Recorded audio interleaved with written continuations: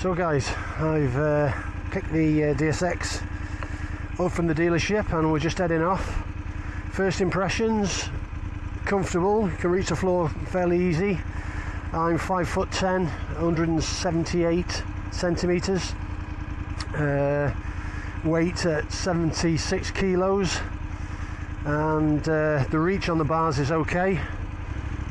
I probably will put bar risers on because I prefer the bars to be in a higher position than they actually are at the moment. Slow speed moving is okay, the bike's very stable. Once you get moving you cannot feel the weight at all, it's very stable and smooth. One thing I've noticed on the first couple of roundabouts, the indicator button is not so tactile. It's normally you can feel a definitive click when you turn your indicators off. I can't really feel that at the moment, especially with my gloves on. Likewise, putting either to left and right feels a bit stiff, maybe because it's new, I'm not sure. It's maybe it needs to wear in a little bit. Yeah, let's say we've since coming out of the dealership I've only gone a couple of kilometres. I had 1 kilometre on when I got it. The dash is very easy to read, and it's quite it's a bit overcast there, but it's still quite glary, but there's a matte finish to the screen, which is good. Not at all hard to see what you're doing. Yeah, everything's clear on there. I mean, quite big, mileage in the middle, your rev counter at the top, gear indicator. I've just refueled it, filled it fully up. I'm in city traffic at the moment, so I've just got to get out of midday rush hour, so we'll keep an eye on the temperature. Cooling fan should kick in if it does get too hot, but at the moment everything seems okay. Stop start seems very simple. As long as the key is near the bike, press the button and then just press the start button and away you go. So yeah, first impression's pretty good. Build quality's good. The back boxes I'm pleased with. A bit smaller than I've got on the V-Strom, but sufficient for what I want. I think what we'll do in future if we go out together, we'll probably use a bike lock chain and just put the 2 helmets on the rear case, luggage case, or the grab rails, and just take the intercoms off and lock them away in the back boxes. So it seems like a good solution. I think half the time we need to put 2 full face helmets in the top box. It's good for nothing else really. You've used all the space, so it'd be nice to have the space to use for other things. Yeah, the reason I'm being a bit cautious is my wife took me to the dealership to pick up the bike, and she's not a fan of city riding, so she's a couple of cars behind me and she's a bit nervous about driving in the city, so just keeping an eye on her in the rearview mirror. As you can see, it's sheer pandemonium here in Morpheus City. Everyone's going home for the lunch at the moment, so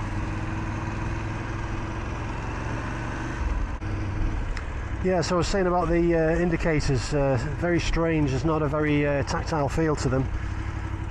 They feel robust enough, they don't feel as if they're cheap or anything like that. It's just there's not a definitive click on the press on them that you normally do feel.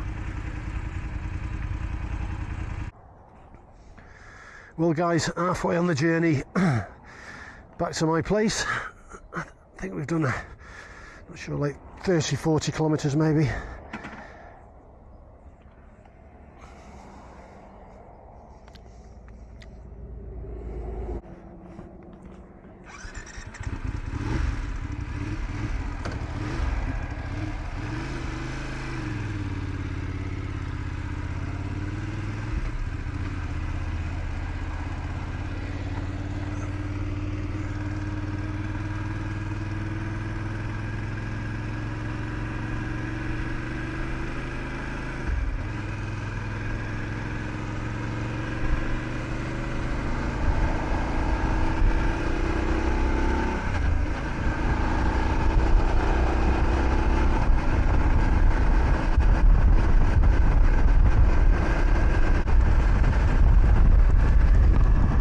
So as I was saying before guys, a bit of a knack to the quick shifter.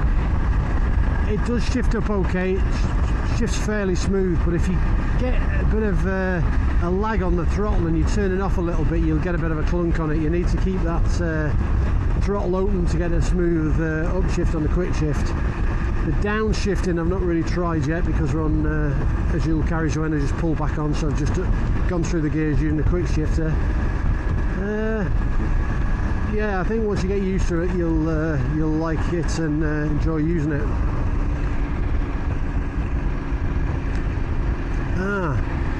So yeah, if you look in the wing mirror, well, I don't know if you'll see in that wing mirror, but now you can see the lane avoidance system working on the wing mirror. There's a car coming past on the inside and there's an amber triangle on the mirror lit up. Not sure, yeah, it's on both sides, so it's on the other side as well. I can just see it shaded out there. So yeah guys, good lane assist to stop you pulling out on your blind spot. It's quite subtle. I mean, it's not bright, especially if the sun was on it, it wouldn't be overly visible. The car coming up now in my blind spot, so it's illuminated amber. Off now. Yeah, so it works pretty well. The blind spot camera's pretty good. Check out the lane avoidance on this side now with this wagon. Nothing. Oh, that's weird. Unless it's got to be coming past you on that side forward, maybe on a 3-lane motorway, someone overtaking on the inside. Certainly when I went past that wagon there, that right hand mirror didn't show any obstacles at the right of me. So riding position. Well, the riding position is very, very comfortable. The seat is really, really comfortable. It's as comfortable position as I have on the V-Strom. The riding position on the bars is great. Just between my shoulder blades is aching a little bit, and for me that's probably it needs bar risers for me, so I probably will put a couple of bar risers on this, take it up only another, I don't know, 2 centimeters, 2.5 centimeters be enough, I would think. Yeah, it's just leaning forward slightly where I'd prefer to be just a little bit further back and a bit more upright, so I'm just ever so slightly leaning into the bars, where on the V-Strom I sit more upright.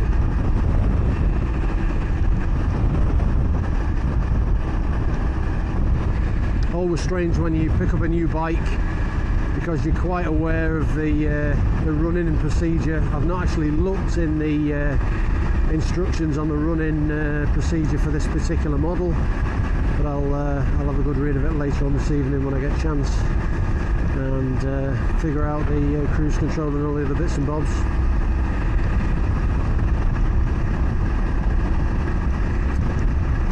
So yeah, no glitches that I've seen so far. The tyre pressures are running at 2.5 bar on the front and 3.1 bar on the rear. That's been set up by the dealership. I've seen a lot of bikes on the YouTube videos that are running on 2.5 on front and rear, so I don't know if that's a personal preference.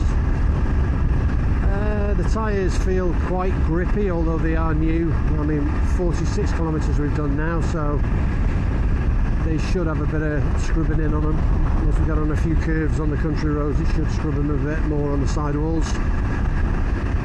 Yeah, overall, no vibes that I can really mention. There's nothing coming through the foot pegs, nothing through the handlebars. If I squeeze the tank with my legs, I can feel a slight bit of vibration. Nothing major, nothing that would bother you. Yeah, all in all, fairly smooth. I think the problem, well, not the problem, but the general thing with any new bike is when you first get it, the whole bike's very tight, and I would say that that's the case with the gearbox on this. I notice it's a bit tight in first and second, a little bit clunky, but not any more agricultural than a lot of bikes, but there's a definite positive click into gear in first and second. Yeah, there's not much I can say other than that. We'll have a walk around and we'll do a full review and full spec on the bike later on in English. The add-on screen I put on the front I mentioned earlier, I think that's a necessity. Looking at the height of the screen, it's that part now is fully extended, it's in its upright position, and that part there is level with my chin bar on my full face helmet. and although it would deflect the wind somewhat over my head, I would definitely get some helmet buffer into it without it's too low. On the low position it'd be way too low. If you're tootling around and you're not doing any high speeds, even with this extension I've put on the front, I think it's ideal to drop it down, and then you'd still be down here somewhere if you drop it down. So yeah, all in all, I would advise a screen extension or a different screen if you're not used to getting buffeted about.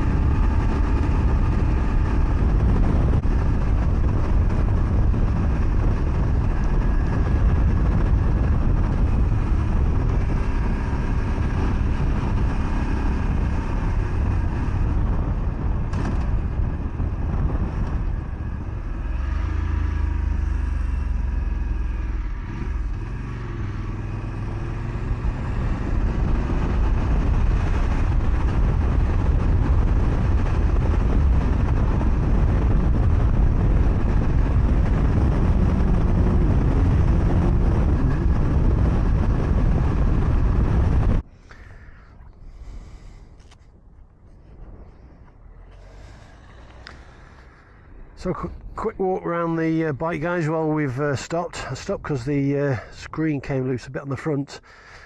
So there she is in all her glory. Handling these bumps so far so good, but it's a lot more bumpy further down the road, so we'll see how it handles over the rough sections. Like I say, the tyres are okay, ride's nice. Gearboxes are still a bit agricultural yet. I suppose that's because it's new and needs wearing in a bit. Yeah, so all in all, so far so good. So onward and upward. Let's get this bike home. One thing I did notice, I stopped there and I put it into neutral and let the clutch out, and it stalled. So it's obviously, it's in gear and it's showing neutral. So there you go guys, that's definitely in gear. It's not going anywhere, showing neutral on the dash. So it's obviously not engaged properly. It's showing second there. Second we're in gear. Neutral. No, that is in neutral now.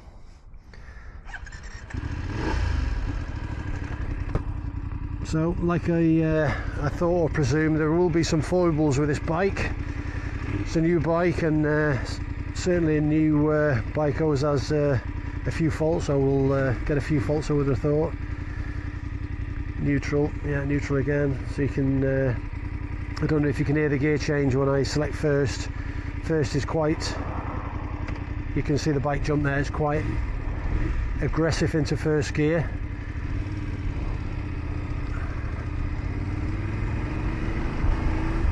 Change up into second, smooth then. Try the quick shifter, so throttle open.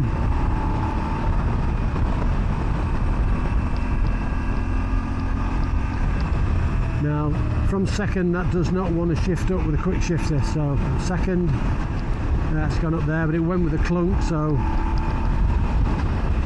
third, fourth on the quick shifter, fifth. So I would say, looking at that, third, fourth and fifth, and up into sixth on the quick shifter seem fairly smooth.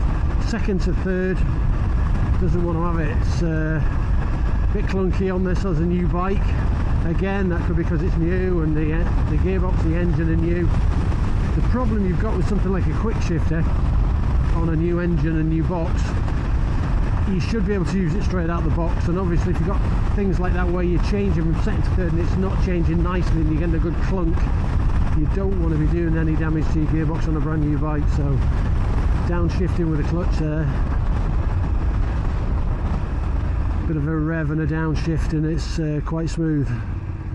Cornering, yeah, it leans in really well. So we're in third again. I'll get around this corner and we'll try the quick shifter again. So third gear, quick shifter, hand off the clip side.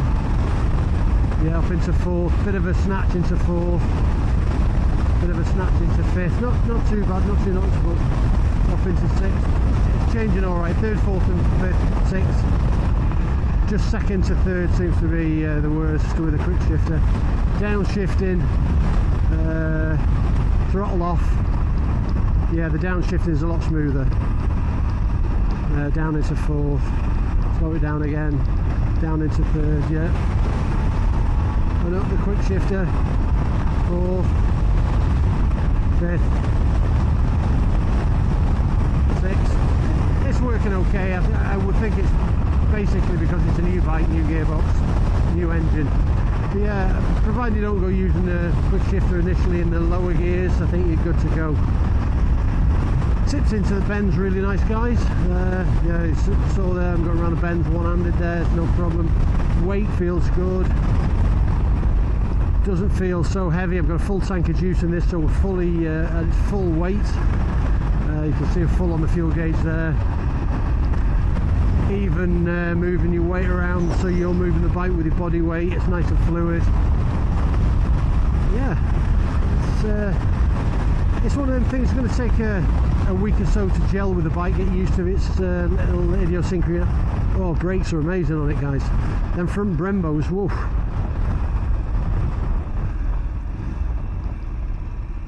If you're not downshifting using the quick blipper, I suggest you just give the throttle a little blip and then let it off just before you downshift, just to bring the engine revs up. Try this quick shifter again. No, doesn't want to go from third to fourth there. Third again. It's gone now. Third, fourth, fifth, sixth. Definitely think it's because it's a new bike, new box. So I can understand why a lot of the foreign reviewers I've been looking at have not used the auto blipper. They've certainly been hanging off using it in reviews, mainly because of this. Maybe it's not functioning as smoothly as some people would like. It's when you get the revs up, it's okay from third, fourth to fifth, up into sixth gear, pretty smooth. Very nice on the bend, guys. Turns in lovely. Really good feel on the bars. A really nice feel to the bike on the bends. Well planted. Tyres feel really grippy. Yeah, all in all, first impressions, I'm very pleased with the bike. There's a few little things that'll I'll get used to, and a few little niggles, but apart from that, I think it's yeah, it's a well put together piece of kit. Let's say time will tell if there's any apparent faults or recalls. I'm hoping, fingers crossed, that there's not, and my bike's okay, like everybody else. Yeah, but once you get on these country roads where it really is in its elements on these bends, it's tipping in really nice.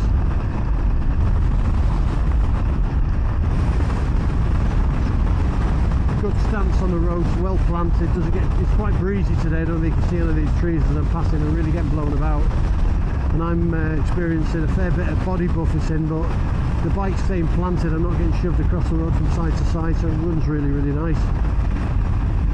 I think everybody will take a few days to get used to a new bike, and it's no different with this bike. I mean, you just got to get your methods. On the V-Strom, I always blip on the accelerator to downshift like that, and doing it on this, that's super smooth downshifting, blipping and clutch. Oh, nice and smooth. Now this section of road is the worst section of road that we've got leading up to where I live, and this is the road that my wife goes crazy about when she's pillion, because you get literally jarred to pieces on it. So this will be a bit of a test how it goes over these bumps. So far I must say it's well planted and handling them quite well. Not overly, they're still there, you can notice them, but the 21-inch front wheel is soaking up a lot of bumps.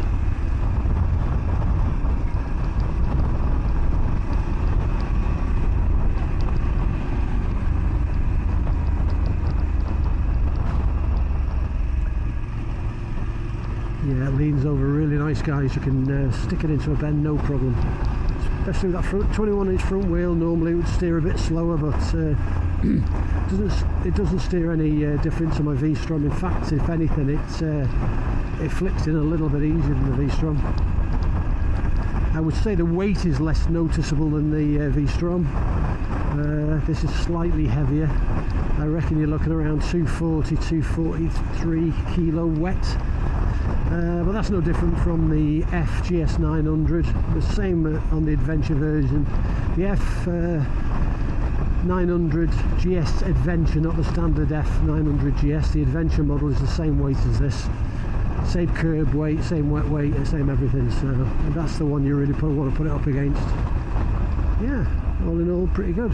So I'll leave this video with you at this point, guys, and I'll give you some more impressions on the write-up in the video. Like I said earlier in the video, you want to leave any questions in the question box below. Leave them and I'll get back to you, and I'll give you an honest answer. So ride safe, guys, and I'll catch you in the next one. Peace out.